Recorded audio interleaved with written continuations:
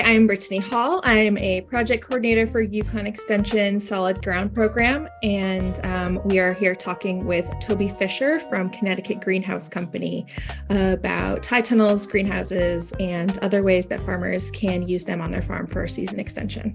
So Toby, can you tell me a bit about you and the company and how you guys got started? Yeah, I was farming in Middlefield, Connecticut, and I've been using the NRCS high tunnel program.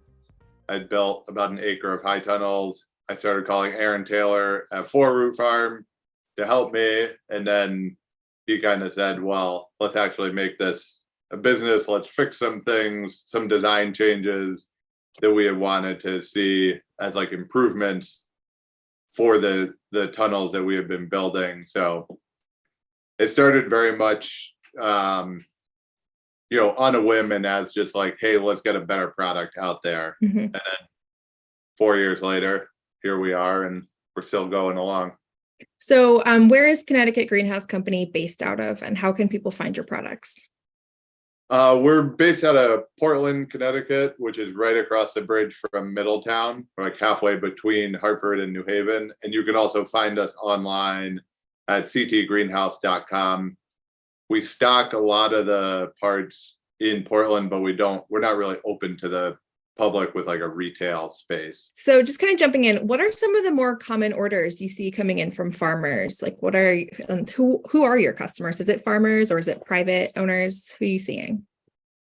We have two kind of like buckets of customers. It's mm-hmm. beginning farmers, and then it's like seasoned growers who call us up and just like rattle off a list of things that they want and don't really mm-hmm. aren't looking for our guidance. So mm-hmm. we're more than happy to serve those people, but where we kind of like specialize is growers who need a lot of guidance and have a ton of questions. Like mm-hmm. we were in that same position before, and we're here to answer those questions. And those growers are mainly getting high tunnels. So can you like walk me through how you would start? Like, how do you site a high tunnel? Like, do you have any advice for folks who are trying to figure out where they should even put a high tunnel on their farm?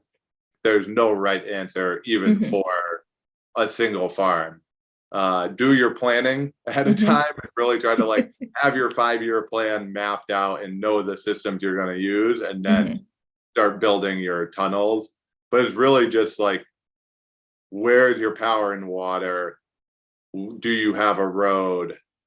And what are you going to be building in the future? So you want to get them as close to your major farm utilities and roads as possible if you want access to them year round. If you're going to say, hey, end of December to middle of April, I'm not going to be doing anything in there, then sure, you go put it out in the middle of any field and it doesn't matter. But figure that out ahead of time to say, okay, well, if I want power and water at this, that could be another 50% or 100% of your total project cost.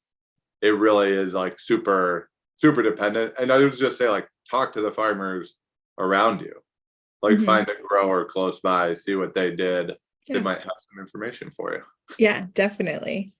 And so what does the pricing breakdown look like? So what materials do you generally see used in the kits you're selling, like for the baseboards, end walls, doors? We sell the base kit.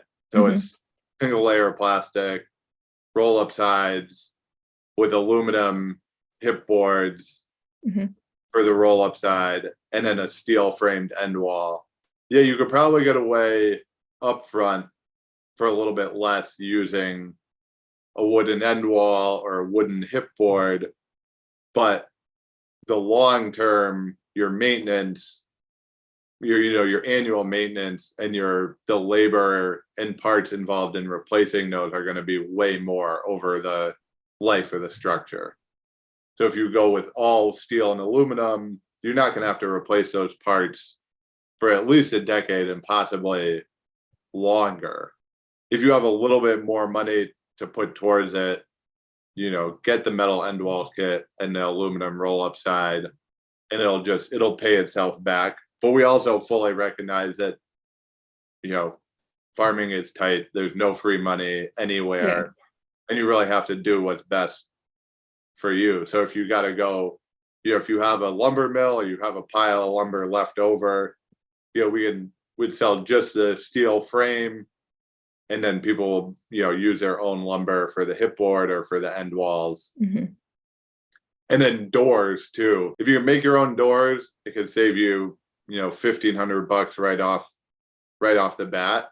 The structures are so modular that you can say, all right, I'm gonna do no doors, and then in 2 years, once I have a little bit of money saved up, I'm gonna buy some doors, and instead of rebuilding them again, add some nice like welded door frames. Or I'm gonna skip the heater and the ventilation up front, and then in a year or two, You can I can add that in. in. Yeah. You mentioned the NRCS program. So do you want to just really quickly talk about how the program for high tunnels work and why you would encourage farmers to work with them?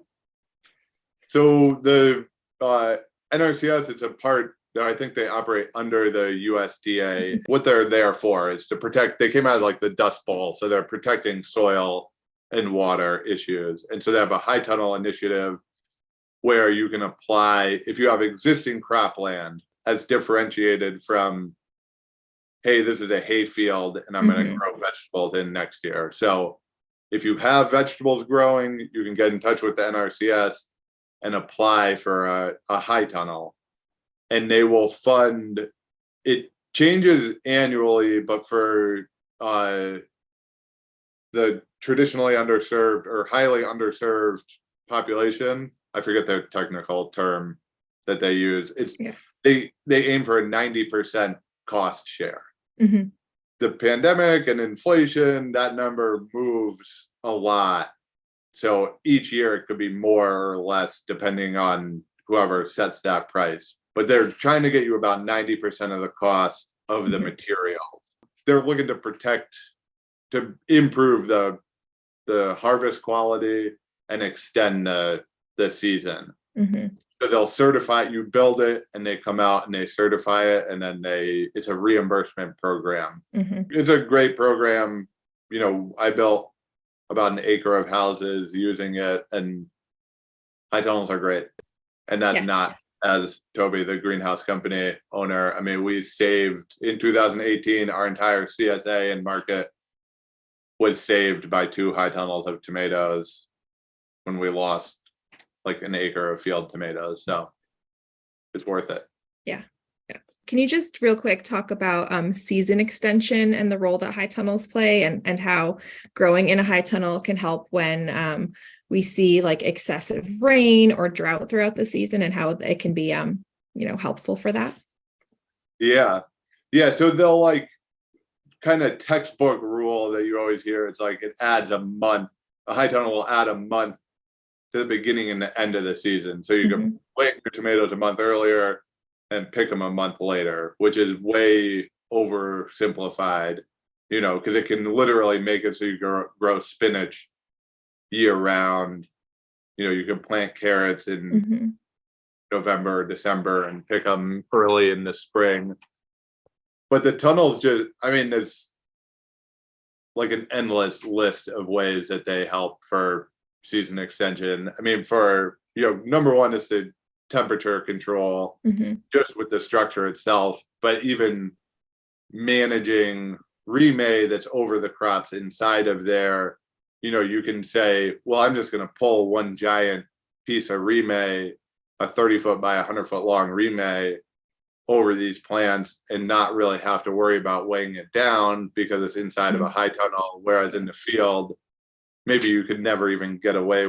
Maybe you can't even keep remay on 2 rows without 1,000 sandbags. And then also, sprays.